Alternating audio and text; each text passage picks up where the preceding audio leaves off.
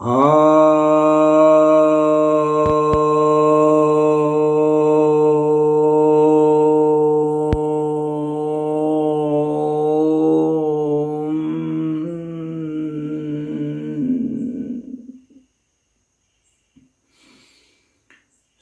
भक्तजनों को सप्रेम नमन।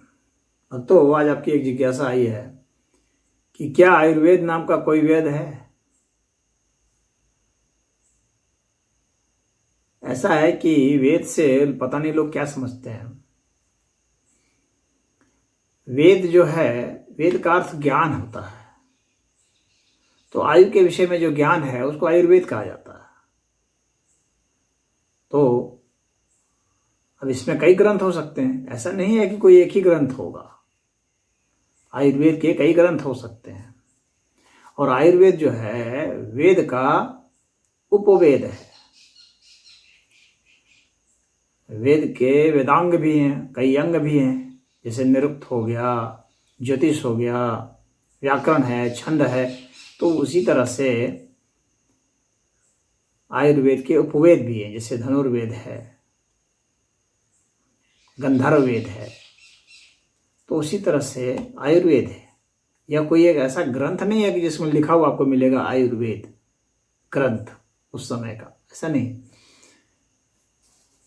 जैसे चरक संहिता है, सुश्रुत संहिता है, या वाग्भट ऋषि का अष्टांग हृदयम है।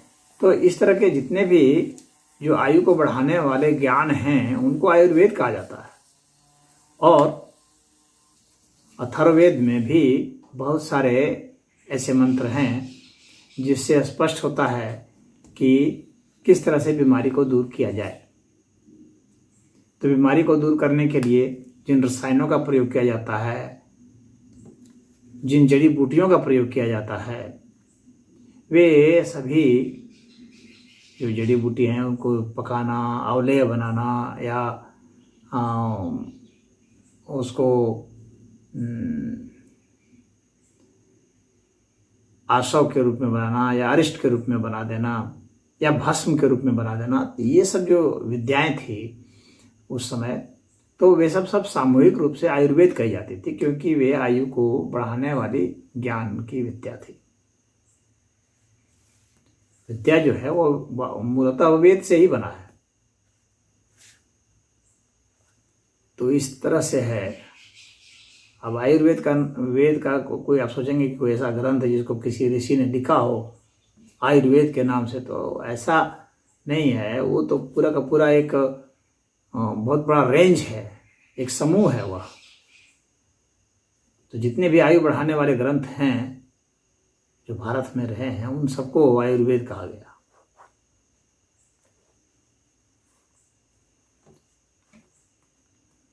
तो और इसमें जो है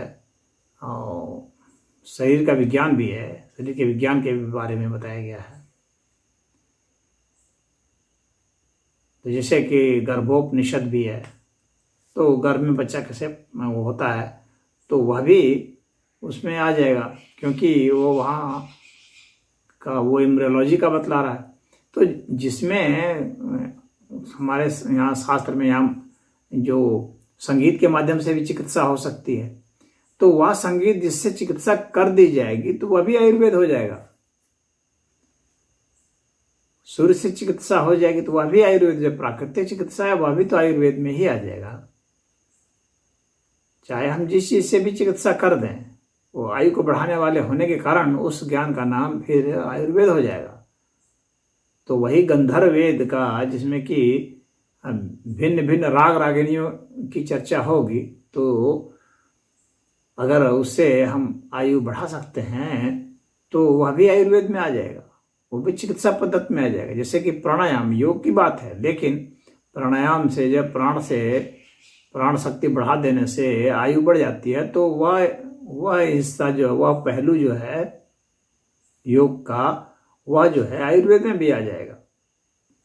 आयुर्वेद का मतलब सिर्फ यह नहीं होता है कि वह जड़ी बूटी ही हो, ऐसा कोई अनिवार्य तथ्य नहीं है।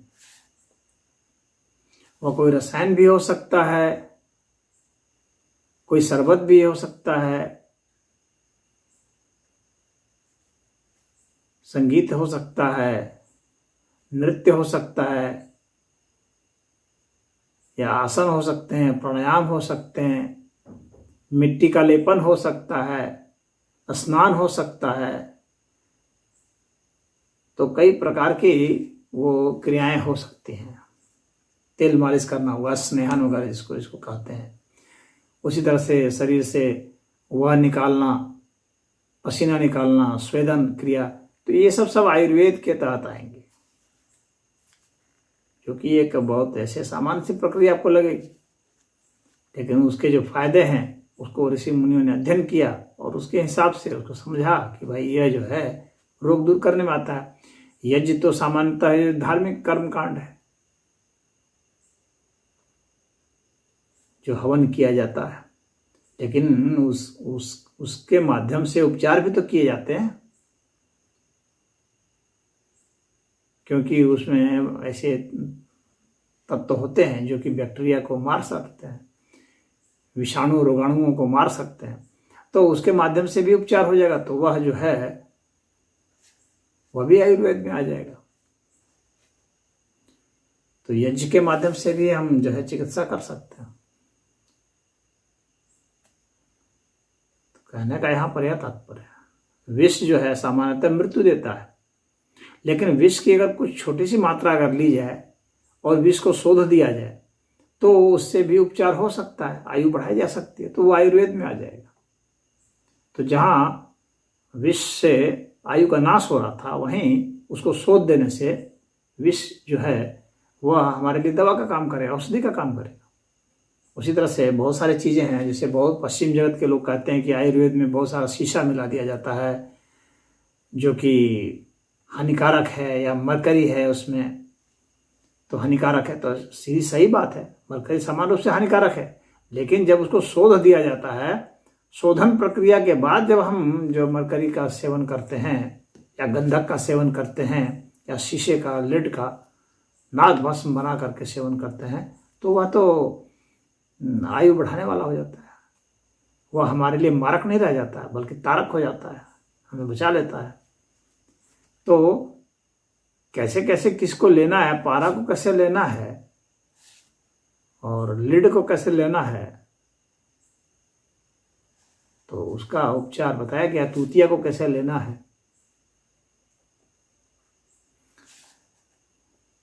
उसी तरह सल्फर है, गंधक, उसको कैसे लेना है।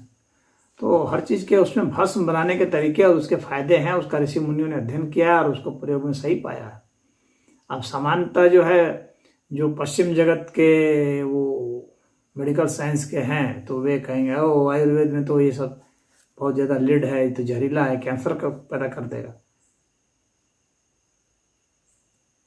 तो वे कहते हैं कि ये सही नहीं है, लेकिन सही है। उसको उस तरह से शोधा जाता है, तब जा करके वो गुणकारी होता है। फटकरी को शोधा जाता है, तो तमाम तरह के विषयों को शोधने का उसमें बताया गया है। तो उस हिसाब से है। और आयुर्वेद वेद है, ज्ञान है। वेद का मतलब ज्ञान से आप समझिए। वेद का मतलब यह नहीं होता कि यजुर्वेद ही हो, अथर्ववेद ही हो तभी तो ही, या ऋग्वेद ही होगा, सामवेद ही होगा तो ही वेद माना जाएगा, ऐसा नहीं है। यह तो अपने आप से मनमाना जो है वैदिक वांग्मय को नहीं समझने के कारण लोग सामान्यतः इस तरह से सोचते हैं, तो ऐसा नहीं है। हरि ओम।